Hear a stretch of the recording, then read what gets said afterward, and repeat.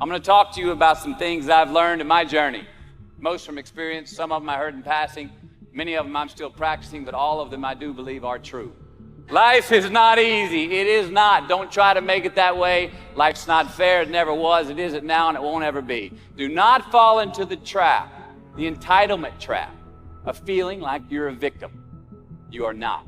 Get over it and get on with it. So the question that we've got to ask ourselves is what success is to us, what success is to you. Is it more money? That's fine. I got nothing against money. Maybe it's a healthy family.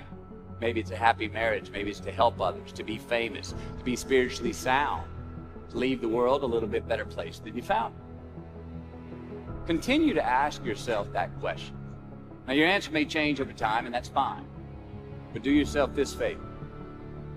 Whatever your answer is, don't choose anything that will jeopardize your soul.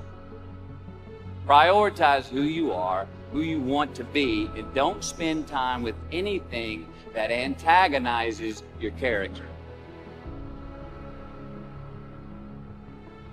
Be brave, take the hill, but first answer that question, what's my hill?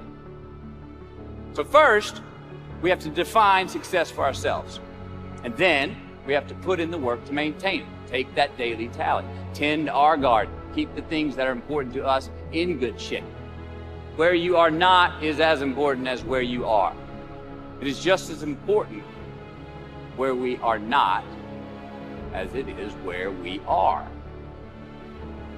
Look, the first step that leads to our identity in life is usually not, I know who I am.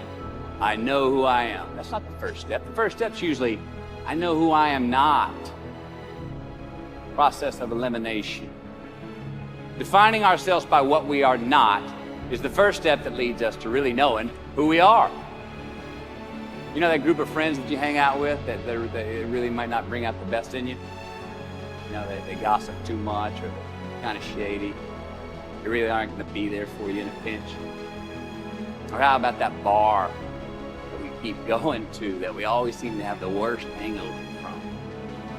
Or that computer screen, right? The computer screen that keeps giving us an excuse not to get out of the house and engage with the world and get some real human interaction. Or how about that food that we keep eating? Stuff that tastes so good going down, it makes us feel like crap the next week. We feel lethargic and we keep putting on weight.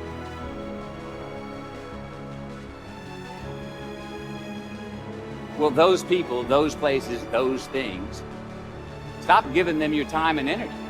Just don't go there. I mean, put them down. And when you do this, when you do put them down, when you quit going there, and you quit giving them your time, you inadvertently find yourself spending more time and in more places that are healthy for you, that bring you more joy. Why? Because you just eliminated the who's, the where's, the what's, and the when's that were keeping you from your identity. Like, trust me, too many options, I promise you this, too many options will make a tyrant of us all. All right, so get rid of the excess, the wasted time. Decrease your options. If you do this, you will have accidentally, almost innocently, put in front of you what is important to you by process of elimination. Knowing who we are is hard. It's hard. Give yourself a break. Eliminate who you are not first. And you're going to find yourself where you need to be. Instead of creating outcomes that take from us, let's create more outcomes that pay us back, fill us up, keep your fire lit, turn you on for the most amount of time in your future. We try our best. We don't always do our best.